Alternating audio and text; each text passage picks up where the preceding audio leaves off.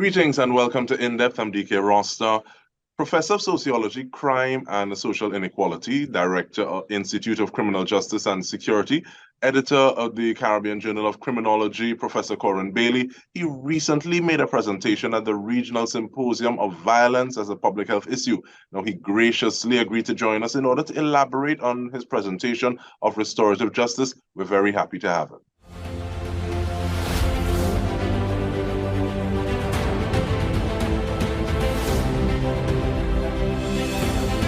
Thanks so much for joining us, Prof. And I want to start off, please, because one of the things is almost as though you had me from the get-go in terms of that question of narrative. Many people will say remanded individuals, incarcerated persons. You use the term persons deprived of freedom. What difference does that distinction make to you? Well, I mean, it's so technically it is the same. You are regardless of the term, you are locked away, obviously. But referring to it as deprived of freedom or deprived of liberty is really what it should be. You should be, as somebody who is in prison, in jail, you should be, well, ideally temporarily deprived of your liberty or your freedom. It should not be this loss of social and personal freedom, extended to, when it is that you are released. You should be deprived of liberty for a temporary period of time, and then ideally your life should continue. So it's a subtle difference, but it's within the sphere of restorative justice. It's preferred to the terms of incarceration. I like the fact that these subtleties and these nuances sometimes make all the difference in the world. Now, ideally, you say that there should not be much loss, but does the reality meet the ideal more often than not in your experience? Right. I mean, more often than not, that's an understatement. It rarely does. Within our current system, you are locked away either for I should start. Even on remand, as you know, remand are those awaiting trial within the region because of the backlog. People, we have instances of people being remanded for 10, 12 years. And in some cases, released after, meaning they were innocent. So you can imagine the atrocity associated with that. But beyond that, those that are sentenced, generally, they are either locked away for an extended period, or if they are lucky, they are released, and they are released back into society because of the nature of prison, with no hope for reassimilation. And as you can imagine, that has significant implications for future levels of crime and what it is that we should be doing. Prison should be a part of an effective crime prevention strategy. At the moment, it is not. We tend to not think of prison as part of a crime prevention strategy, but it is. What you do with people after you apprehend them is extremely important as it relates to future levels of crime. At the moment, we are creating more crime, not less. And I want to follow that, but even before that, there's also something that you spoke about in terms of tracing the responsibility for criminal behavior. And that seems as though it may be tying in with what you're saying, helping to create criminal activity, create criminal behavior. How do you trace that or map that? If I'm understanding your question correctly, I'll explain the reason for the distinction that I give, or the. No, man, you create a rubric, man, please. Right. So my reason for thinking that is important. Within retributive systems of justice, and those are systems of justice where it is you really are just it's all about punishment. Rehabilitation, reintegration is not important. It is about punishing somebody for committing a crime. That treats individuals as if the crime they have committed is their sole responsibility. And I know within society we tend to preach that. What we do is our own responsibility, and that is good to teach children, for example, to teach them accountability. But in reality, that is not the case. There are certain sectors of the population that live in conditions through no fault of their own, such that it enhances the likelihood that they will engage in criminal activity.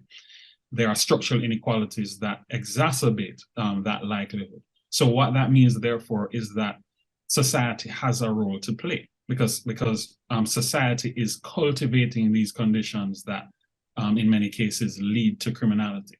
If we can accept that, then we should be able to accept then that punishing people as if it is 100% their responsibility is not justice. And alternative systems of justice like restorative justice question that. They question this notion that it is 100% the responsibility of the individual. They believe that society has some role to play, and they believe that punishment should reflect that. And this actually brings to mind a statement that Clive Harvey, who is now Bishop of Grenada, Archbishop, was saying that there are individuals who are guilty, but the entire society is responsible. Does that tie into what you're saying from you hearing it at first blush? 100%. We all have a role to play, so we all should play a part in restitution. It is like I say, if it was 100% responsibility of the offender, then I suppose it would give you some satisfaction locking them away, throwing away the key, not giving much thought to what it will be like for them if they are released, and honestly, even if they are not released, because conditions within prison should be humane, right?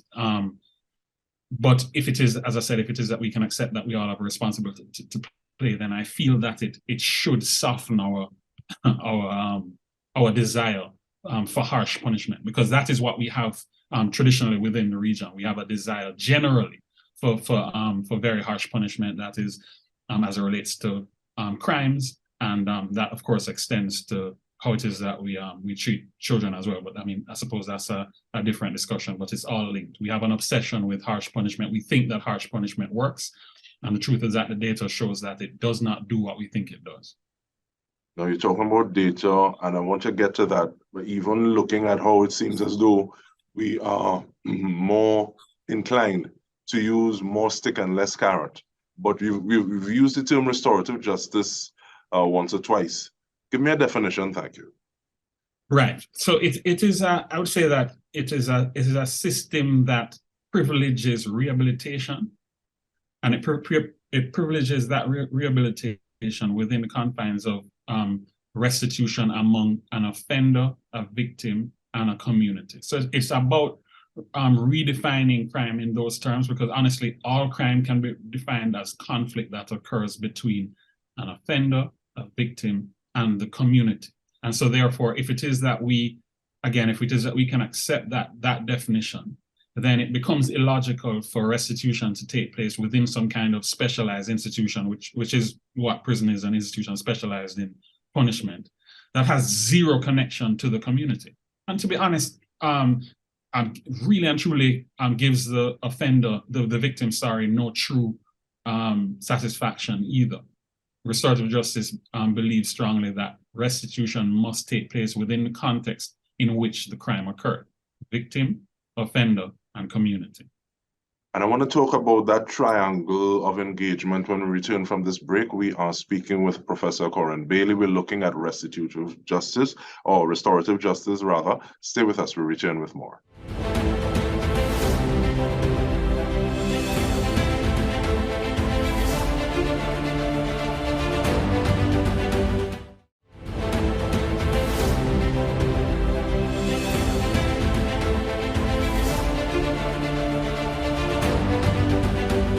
Welcome back. We are speaking with Professor Corin Bailey. We're looking at restorative justice. And just before we took the break, you introduced the idea of this, I almost want to say tripartite kind of engagement, looking at offender, offended, or victim, and community.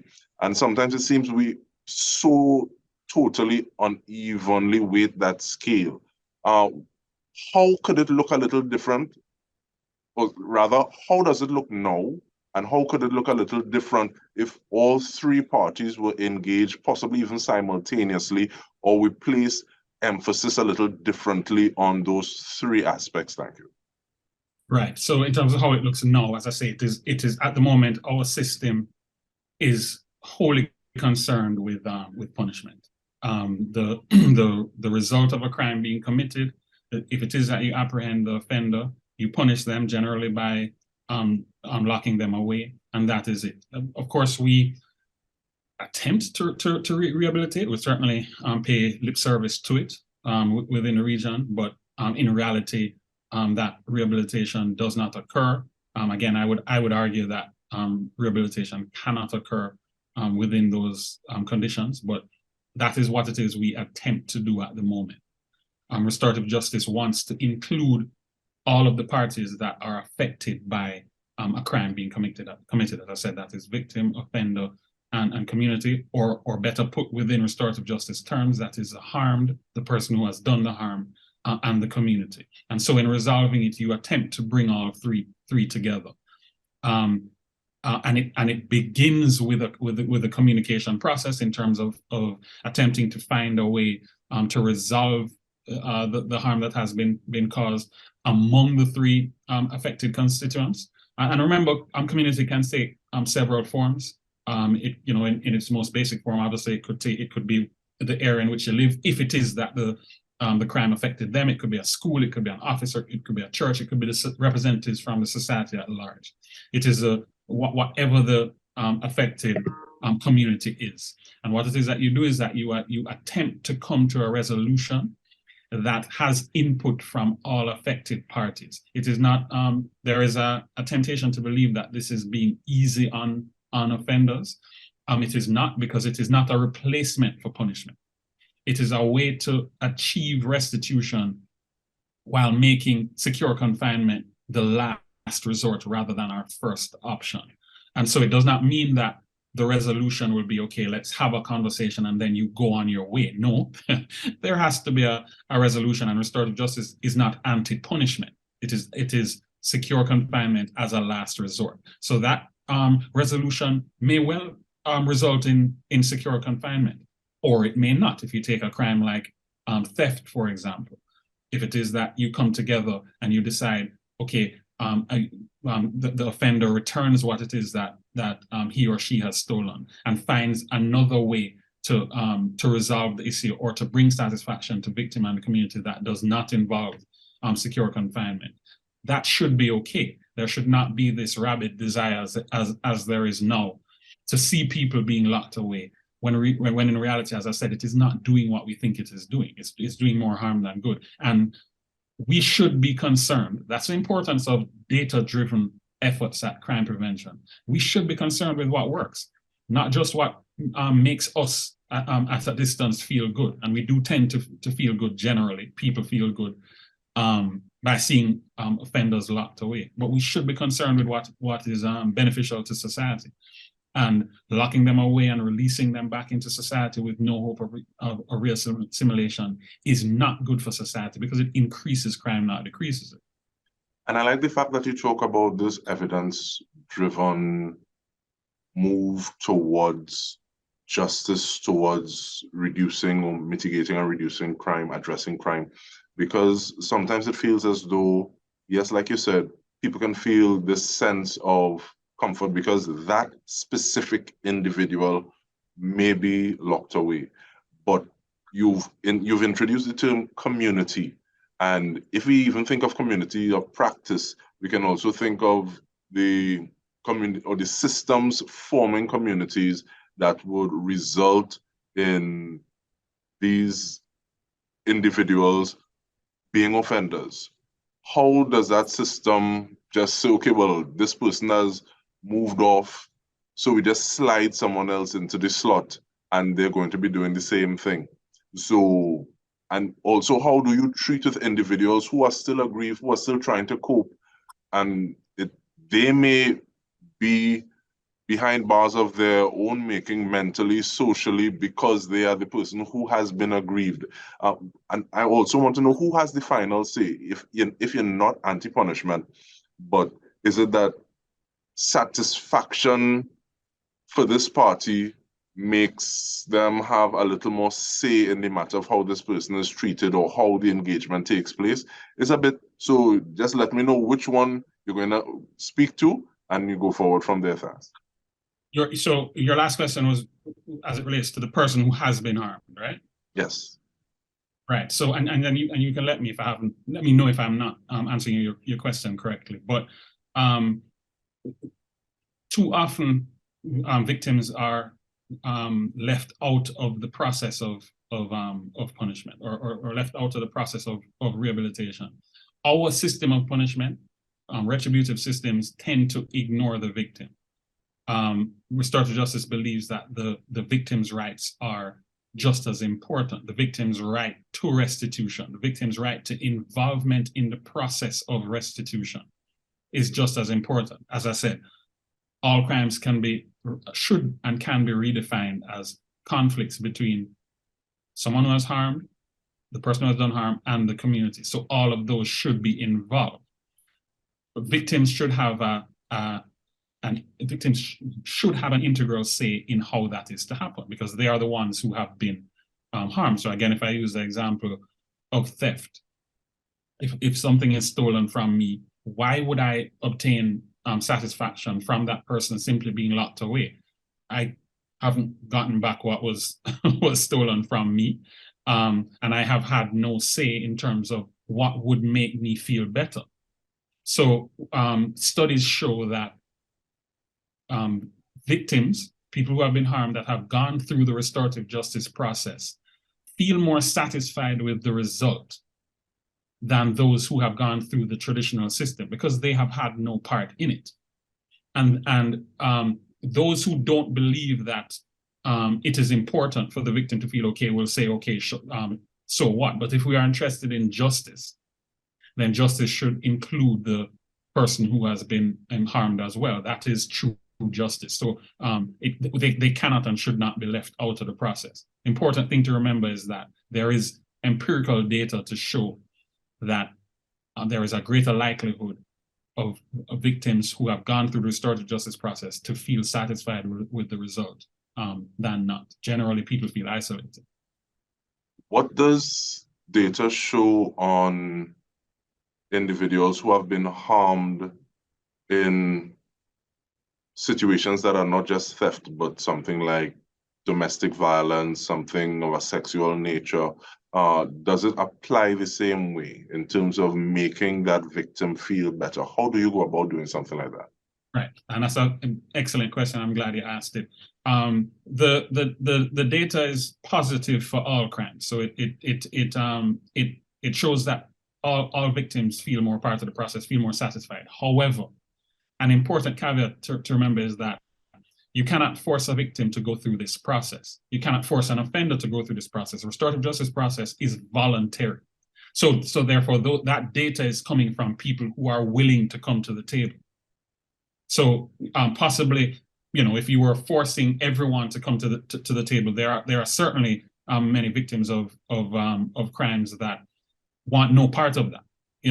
They wouldn't feel satisfied with coming face to face with their offender. But these are people that have voluntarily agreed that they want to, and from that subset, they are more likely to feel a part of the process and more likely to feel satisfied with the result. But as you can imagine, people who have been harmed by certain heinous crimes are not always willing to do that. And that is one of the risks, and that's why it is voluntary, because you don't want to re-victimize anyone. You don't want to force anybody to be victimized all over again by reliving it. So it has to be voluntary. But you'd be surprised how many people are willing to do it.